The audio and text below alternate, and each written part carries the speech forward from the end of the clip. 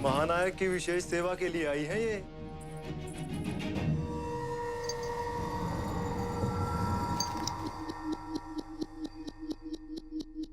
मैं वचन देती हूँ, अब मैं इस भवन से आपको लेके ही निकलूंगी।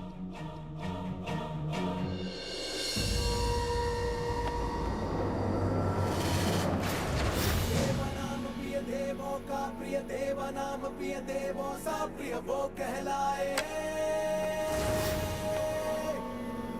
शूरवीर बलवान दयामय प्रजापाल रक्षक करुणामय वो कहलाए। जय जननी, जय जननी, जय जननी। वो कहलाए।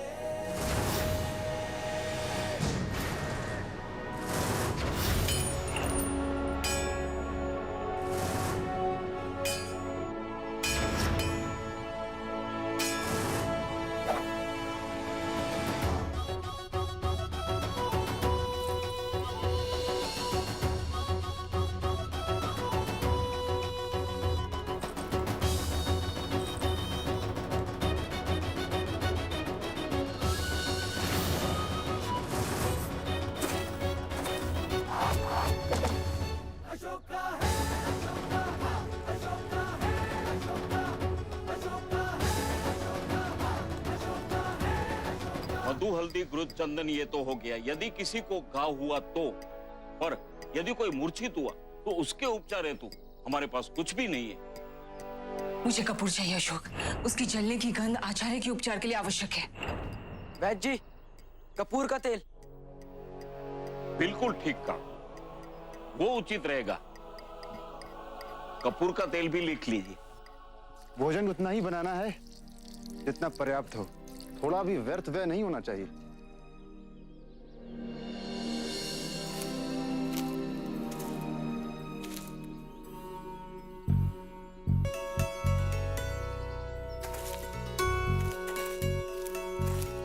मैं जानता हूं मैं जो कर रहा हूं वो शाक्य मुनि के विचारों के विपरीत है, विरुद्ध है। मेरी माँ भी अहिंसा का अनुसरण करती है। वो कहती है कि हिंसा से हिंसा ही उपजती, पर हमारे पास कोई विकल्प शेष नहीं। यदि बात मेरे प्राणों की होती तो मैं अहिंसा के मार्ग पर चलने का पूरा प्रयास करता, पर यहाँ सबके प्राण संकट में। पर हमारा शत्रु अहिंसा की भाषा समझेगा नहीं। शांति की स्थापना के लिए हिंसा आवश्यक हो गई। अच्छा होता कि यदि आप लोग इसमें ना उलझते, किसी सुरक्षित स्थान पे होते। अहिंसा का ये अर्थ नहीं कि औरों को संकट की घड़ी में अकेला छोड़ दूं। मैं आपके साथ हूं। और कौरवकी का कुछ समाचार? और जो परिस्थितियां हैं, इनमें उसे ढूंढ निकाल पाना संभव नहीं होगा।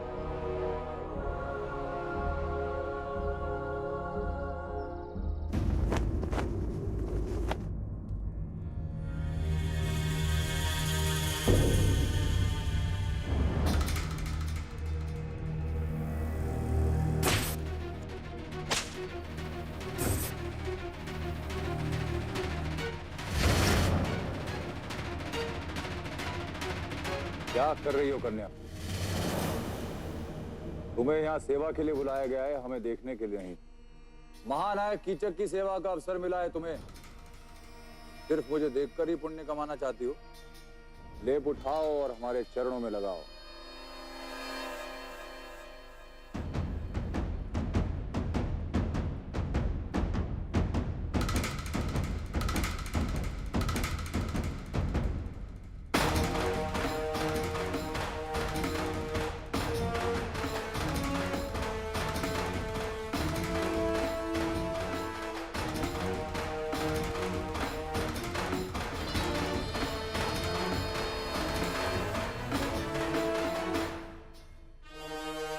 हट!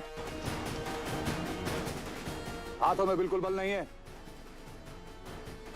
महानायक कीचक के चरण है ये, किसी राजकुमारी के नहीं। जाओ यहां से।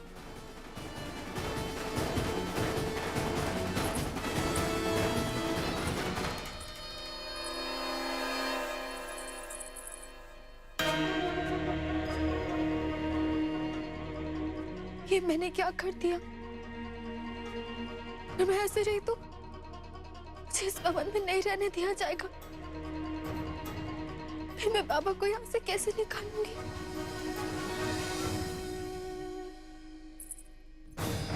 नहीं, मैं दुर्बल नहीं हो सकती। एक बार अशोक के सामने दुर्बल होके देख लिया, दोबारा नहीं। मैं अकेली ठीक हूँ। बाबा को यहाँ से निकालने के लिए मुझे जो कुछ भी करना पड़े मैं वो करूंगी, क्योंकि मेरे पास यही एक विकल्प है।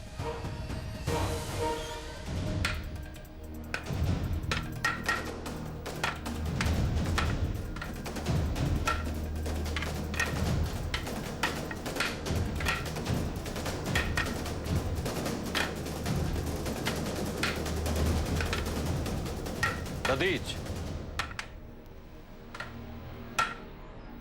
ऐसे नहीं, ऐसे घुमा के मार। मैंने आजीवन भर शास्त्रों का अध्ययन किया, इन शस्त्रों का नहीं। तो एक ही दिन में कैसे सीख लूं? सत्य कहा आपने। एक दिन में कोई लड़ना नहीं सीख सकता है, किंतु आत्मरक्षा करना भी कोई किसी को सिखाता नहीं है। वो तो हमारी सहज प्रवृत्ति होती है और सब में होती है। छोटे से छोटा जीव जंतु जानता है कि जब उन पर कोई संकट आए तो उन्हें क्या करना चाहिए। चींटी तक अपने प्राण बचाने के लिए ऐसा काटती है कि मनुष्य चीख पड़ता है। इसी प्रकार आप सब में भी अपनी रक्षा करने का विकल्प अवश्य होगा। मेरे गुरु आचार्य आक्रमक कहते थे कि हर किसी का अपना अपना ढंग होता है युद्ध करने का। हर कोई अपनी एक विशेष शैली ढूंढ ही लेता है। मेरे प्रहार करने में और आपके प्रहार करने में अंतर होना स्वाभाविक है। जो कृषक है वो तलवार को सबसे अच्छा वैसे ही चलाएंगे जैसे वो घास काटने के लिए हंसिया चलाया करते हैं। आप भी प्रयास करते रहिए, आपको अपने आप बोध हो जाएगा कि आपके लिए सबसे स्वाभाविक क्या है। आपका नाम क्या है? क्यों? कोई बाहर आया है, कह रहा है कि उनका कुछ ही समय पहले विवाह हुआ है और उनकी पत्नी इस पाकशाला में कार्यरत है।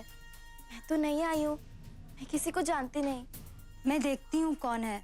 हाँ, वो भवन के पीछे है, मैं ये दे दूंगी।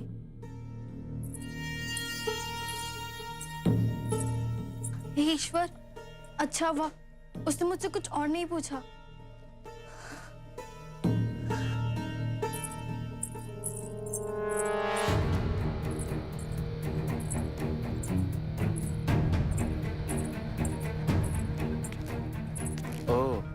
जाओ जाओ, कुकुर को भोजन दो।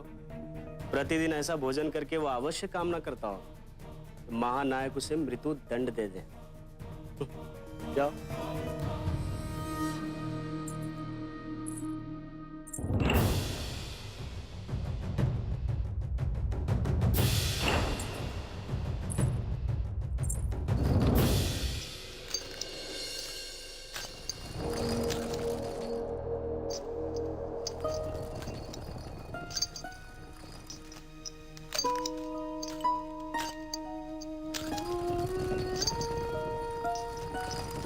पापा,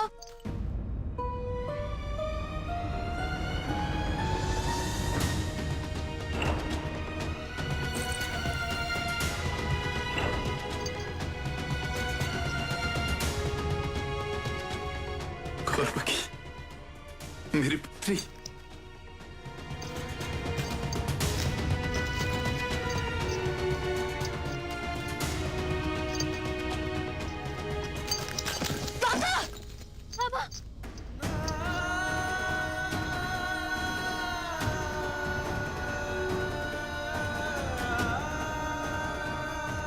मेरी पुत्री कौरवकी, मेरी पुत्री बड़ी हो गई। सब लोगों को मुझ पर बहुत विश्वास है। उनकी आशाएं लगी हुई हैं कि मैं उन्हें कीचक से मुक्ति दिलाऊंगा, पर मुझे लग रहा है कि मैं पहली बार उनकी आशाओं पर हम प्रयास कर रहे हैं, पर हमारी संख्या, हमारे साधन कीचक की सेना की तुलना में बहुत कम है। मैं सहमत हूं अशोक, किंतु हमारे पास साहस है, विश्वास है, हमारी सत्यता है। हाँ, हमें और योद्धा चाहिए। क्या हम गांव से और लोगों को एकत्रित नहीं कर सकते? माँ कहती है कि संगठन में ही शक्ति है। सही कहती हैं तुम्हारी माँ। रात को चलेंगे सरपंच से भेंट कर।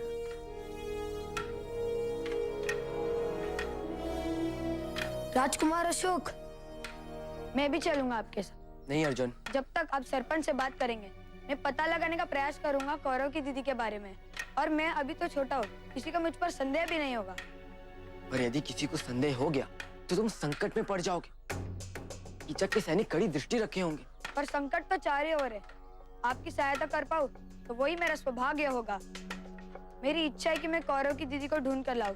धन्यवाद अर्जुन, तुम मेरे लिए इतने चिंतित हो। धन्यवाद तब कहिएगा जब चिंता दूर कर दूं।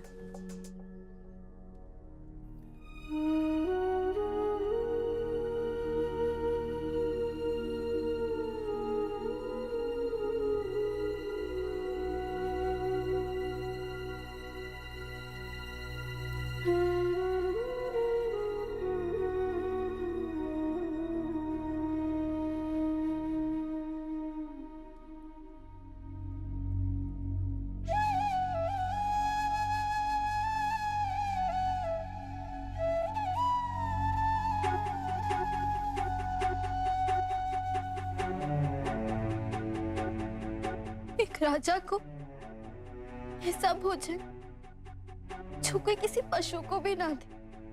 नहीं पुत्री, टूटना नहीं है हमें, क्योंकि वो दुष्ट यही तो चाहता है कि हम टूट जाएं। इतने वर्षों से मैंने उसे निराश ही किया है। कभी उसे ये आभास नहीं होने दिया कि वो मुझसे जीत रहा है। इतने समय से अपने आत्मसम्मान को ही तो खंडित नहीं होने दिया मैंने, और ना कभी होगा। क्योंकि यदि मैं टूट जाता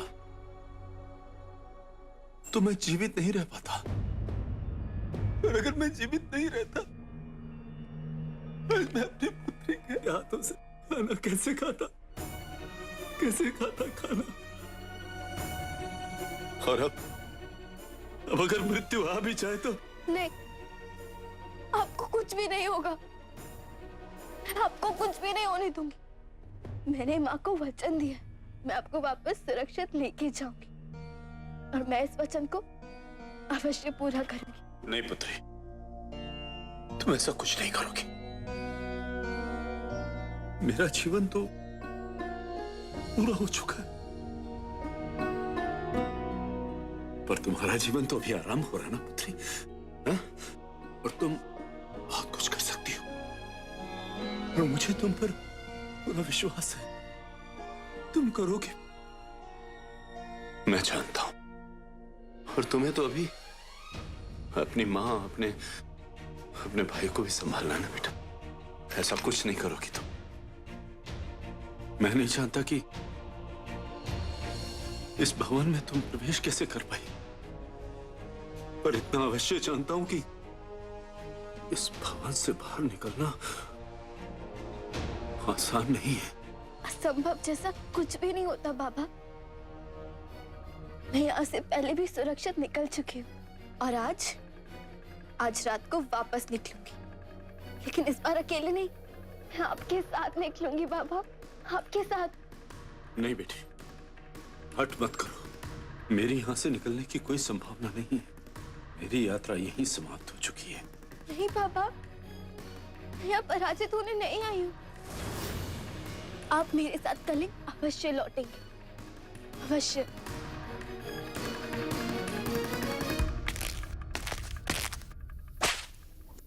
बात ही करता रहेगा कि कार्य भी करेगा? जाओ कार्य करो।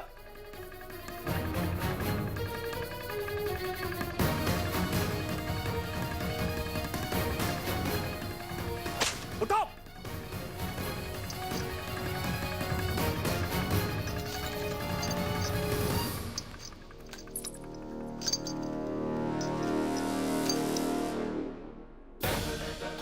चलो।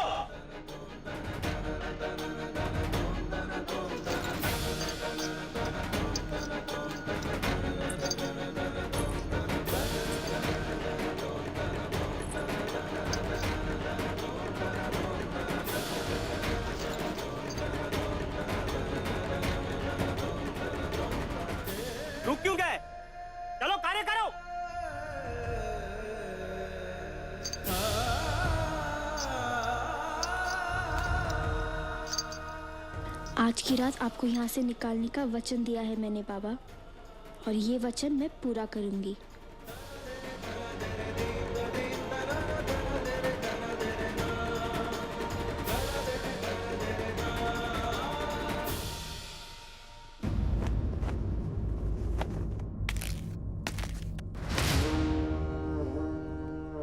यशस्वी भव।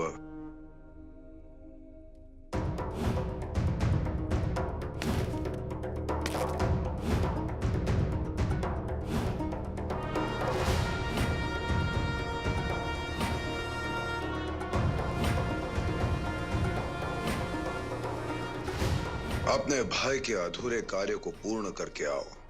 तक्षशिला के नागरिकों को तुम्हें न्याय दिलाना है। अवश्य पिताजी। अशोक जो करना चाहता था मैं उसे अपना भी उद्देश्य मानता हूँ। जिन जिन लोगों के साथ अन्याय हुआ है मैं सुनिश्चित करता हूँ कि उन सबके साथ न्याय करूंगा।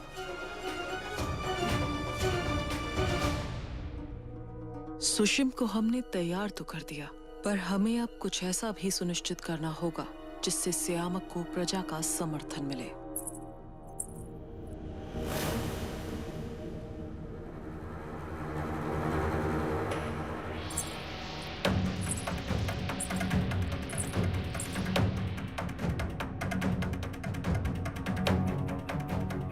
सम्राट, राजकुमार सुशिम भूमार्ग से तक्षशिला की ओर प्रस्थान करेंगे और पाटलिपुत्र से उनका संपर्क निरंतर बना रहे, इसकी भी व्यवस्था की जा चुकी है।